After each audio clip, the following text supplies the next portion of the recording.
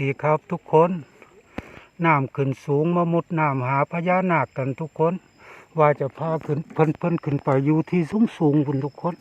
ต้นนี้น้ำขึ้นสูงแห้งทุกคนผมก็หาละรอบหนึ่งหาบ่พอกทีนี้ผมจะลองหาใหม่เบิ่งทุกคนว่าเขาไปจังใดเนาะว่าน้ำขึ้นสูงแห้งทุกคนเดี๋ยวผมหาพญานาคคนทุกคนผมหาไปแล้วรอบหนึ่งได้เห็นเดี๋ยวลองหาใหม่อีกหาเห็นทุกคนลองหาวงใหม่ก่อน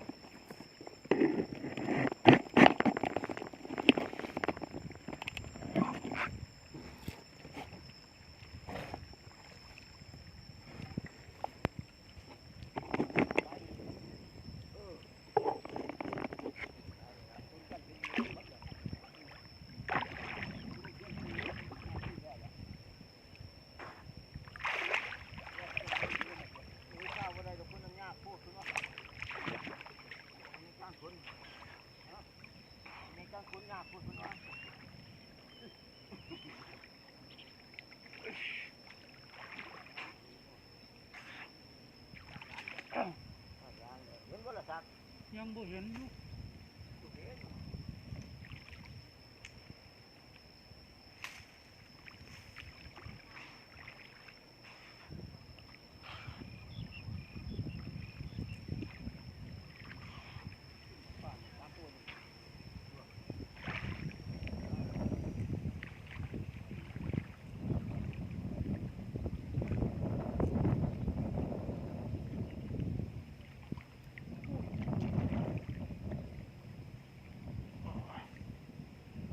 โยนไฟลงมาเนี่ยที่เป็นปลาเบ็ดเจ้านี่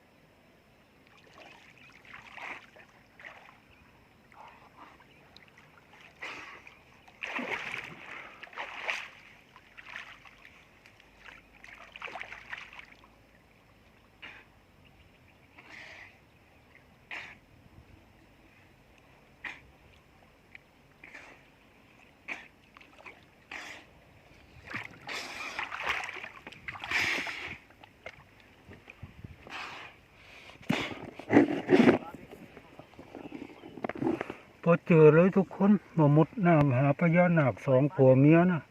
จักเพิ่นไปจังใดล่ะทุกคนหาบ่เจอเลยผมว่าจะพาเพิ่นขึ้นไปอยู่ที่สูงทุกคน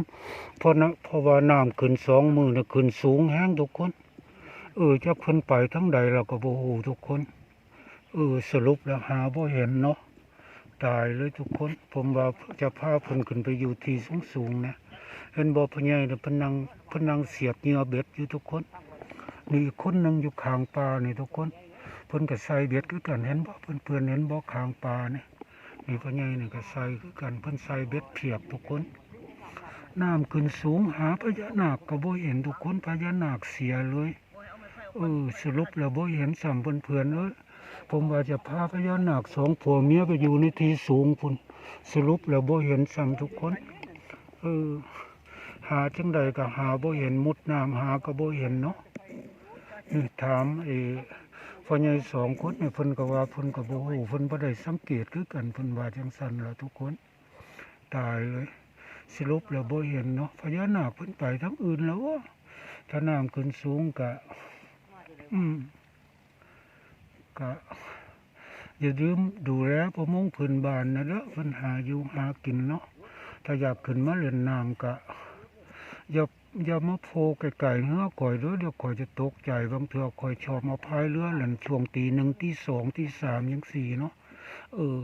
ถ้าขึ้นก็ขึ้นไกลๆเหือข่อยจัก100 เมตรแล้วก็จังค่อยลอยเข้ามาเล่นไกลๆเหือข่อยบ่ต้องลอยแรงเพราะว่าเหือข่อยลำน้อยๆเดี๋ยวข่อยจะจมเนาะ